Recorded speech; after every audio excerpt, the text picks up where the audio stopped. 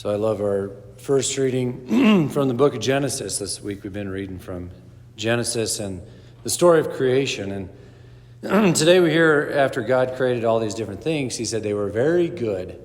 Right? I always like that. That's very good. And I spoke before about the beauty of good, things that are good. And what is things that are good? And so it's a little definition on it. Said, hey, things are good when they follow the purpose, the end that God has created for them, right? We see that today.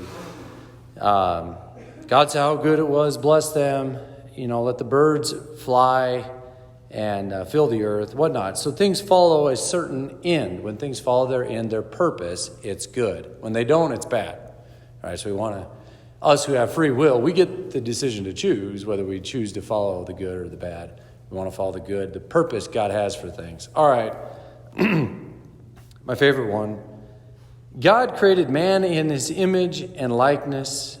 In the divine image, he created them. Male and female, he created them. He blessed them, saying, be fertile and multiply, fill the earth and subdue it. So the first commandment of God to man and woman, his creation, is to be fertile and multiply. That's beautiful. That's a command that's not always upheld so much these days, or promoted at least.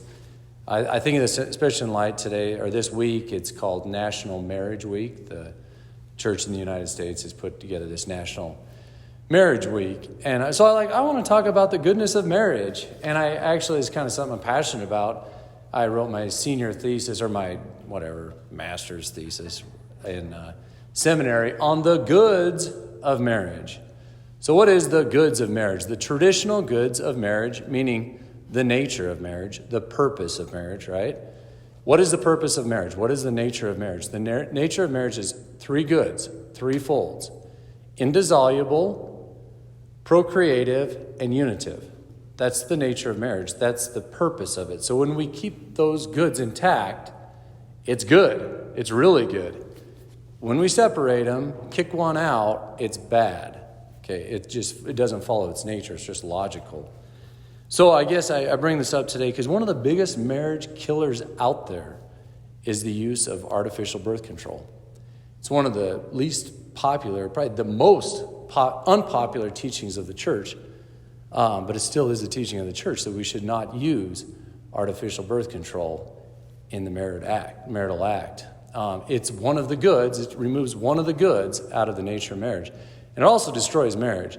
So in 1968, the church came out with a document, Humanae Vitae, upholding the church's teachings on not using artificial birth control. And right and left, bishops at that time, the church at that time, dissented from that, did not promote it, said we're not going that way. So since then till now, we've had this great lacuna of pretty much just Catholics contracepting like the average public. And divorce rate now just average with the natural public as well. So it's an unpopular teaching of the church, but it's still a teaching of the church, which is very good, that it's good for man to be fruitful and multiply. So one time at seminary, as I was writing this thesis, this old Monsignor walked by, the old grandpa priest. I said, hey, Monsignor, back in your day when you were a kid, when somebody said to you something about the sexual act, what did you think of? And he said, procreation, bringing forth life. That was the first thing that came to his mind as he was a kid when he thought about the nature of the sexual act. Me, as a kid growing up, when somebody said something about the sexual act, what was the first thing that came to our minds? The thrill, the pleasure. So that whole procreative side has just been kicked out of the equation, and it's even something to be avoided. Not good. It's good for us to multiply. In fact, it's beautiful. We need to keep this whole thing going, not just to keep it going, but to fill the earth.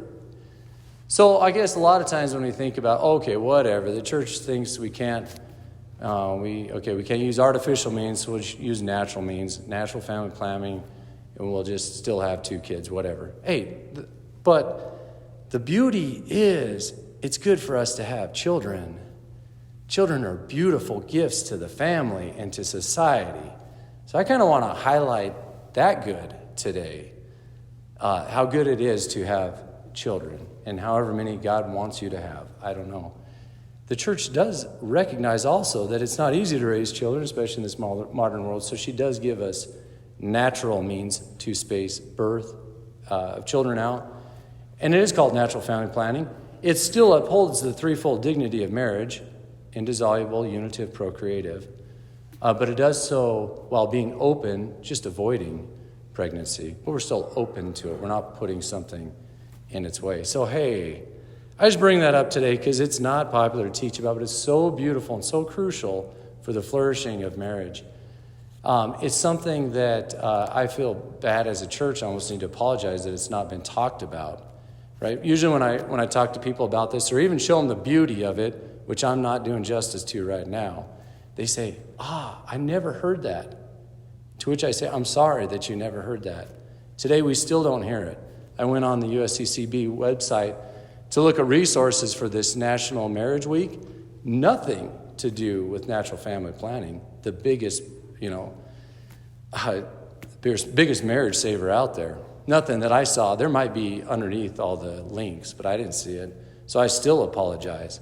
We're not hearing about it. We don't hear the truth, the beauty about being open to life, about being fruitful and multiplying. So just thought I'd bring that up today. As a beautiful teaching of the church that's totally neglected and needs to be further developed, further promoted for the good of marriage.